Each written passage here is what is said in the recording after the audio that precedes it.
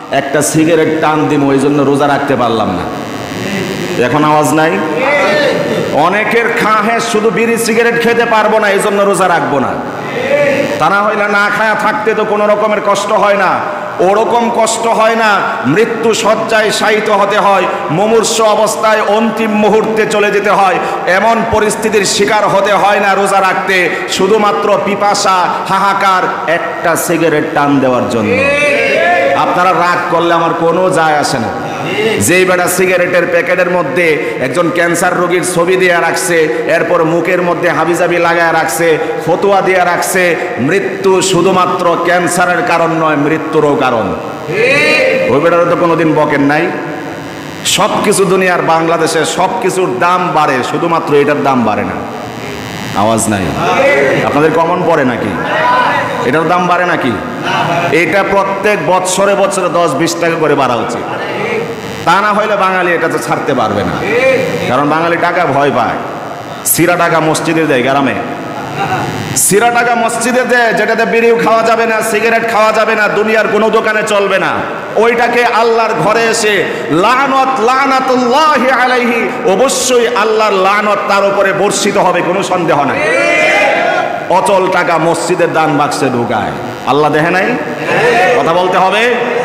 কি চালাকি যে এটা দোকানে চলবে না, বিড়ি সিগারেট খাওয়া যাবে না, পান খাওয়া যাবে না, মসজিদের চুপি সারে দিয়ে দেয়, সওয়াব তো হবে। সিরা টাকা দিলে অনেক সওয়াব নাকি?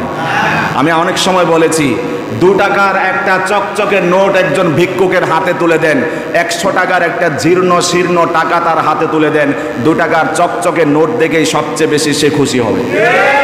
আল্লাহর ঘরে আল্লাহকে খুশি করার জন্য নতুন চকচকে নোটটা যখন হাতে আসলো, আলাদা করেন যে এটা আমি আগামী জুমাতে আল্লাহর ঘরে দান করব। আমার বিশ্বাস, ইয়াকিন আর আস্থা হচ্ছে নিয়তের কারণে আল্লাহর আরশে আজিম খুশি আর ধন্য হয়ে যাবে।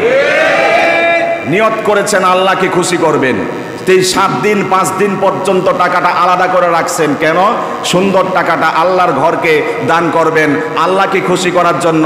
আল্লাহকে খুশি করার জন্য যদি আপনি এই নিয়ত করতে পারেন, আল্লাহ আপনার উপরে খুশি হতে পারেন না? অবশ্যই খুশি হতে পারেন।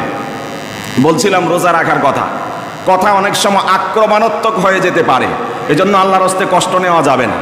কেউ যদি নামাজ না পড়ে, কোরআনে বলছে নামাজের কথা, আমি যদি বলি আপনাকে নামাজের কথা, নামাজ যদি না পড়েন, এটা কি আপনার দোষ না কোরআনের দোষ? ব্যক্তির দোষ না কোরআনের দোষ? ব্যক্তির দোষ। কোরআনে আল্লাহ সুদকে হারাম করেছেন, ব্যবসাকে হালাল করেছেন। আমি যদি সুদের কথাটা, কোরআনের কথাটা, আল্লাহর কথাটা বলি, আমার উপরে নারাজ হওয়ার কোনো যৌক্তিকতা আছে?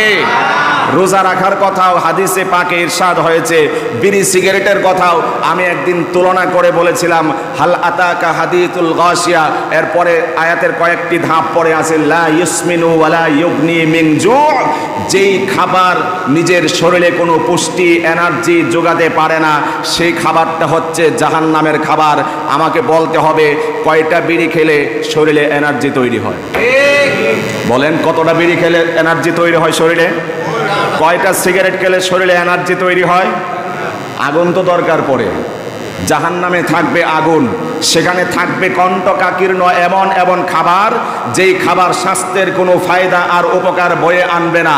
আপনার পিপাসায় কাতর হবেন, এমন পুজ দেওয়া হবে, রক্ত আবর্জনা দেওয়া হবে, সেগুলো পেটে সইবে না, পিছনের রাস্তা দিয়ে বের হয়ে যাবে। সেই খাবার যেমন কোনো কাজে আসে না, দুনিয়ার বিড়ি সিগারেট পান করলেও কোনো কাজে আসে না। সেখানে আপনার ক্ষুধার্ত হবেন, দেওয়া হবে কণ্টকাকীর্ণ খাবার, কাঁটাযুক্ত খাবার, গলায় দিবেন, আটকে যাবে, ছিঁড়ে ফেরে নিচের রাস্তা দিয়ে বের হয়ে যাবে। যেই খাবার সেখানে কোনো উপকার আনে না, দেশের মধ্যেও দুনিয়াতে থাকতেও যেই খাবার কোনো উপকার বয়ে আনে না, আমরা নির্দ্বিধায় দ্বিধাহীন চিত্তে বলতে পারি সেই খাবার জাহান্নামের খাবার, কোনো সন্দেহ নাই।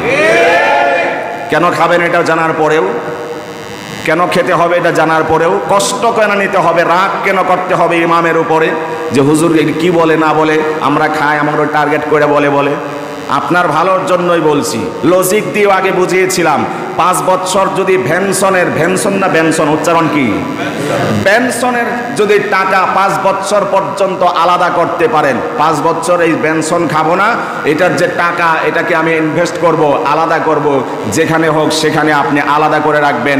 5 বছর পরে আপনি 2 তলা বিল্ডিং করার এবিলিটি তৈরি হবে আপনার। শুধু পেনশনের 5 বছরে টাকা জমাইয়া 2 তলা বিল্ডিং করতে পারেন। আর পেনশন খাইয়া আপনি বিল্ডিং তো করবেন দূরের কথা, যেদিন চলে যাবেন সেদিন হতে পারে ওই যে জমি জমা রাখছেন সব বিক্রি করতে হতে পারে, 5 তলা বিল্ডিংটাও বিক্রি করতে হতে পারে, তারপরেও বাঁচার সুযোগ নাই। বাঙালি আমরা ভালোটা বুঝলাম না, শুধু আক্রোশ বুঝি। বিড়ি যেদিন ছাড়তে পারবো সেদিন মসজিদে যাবো, বিড়ি না ছাড়তে পারলে মসজিদে যাবো না।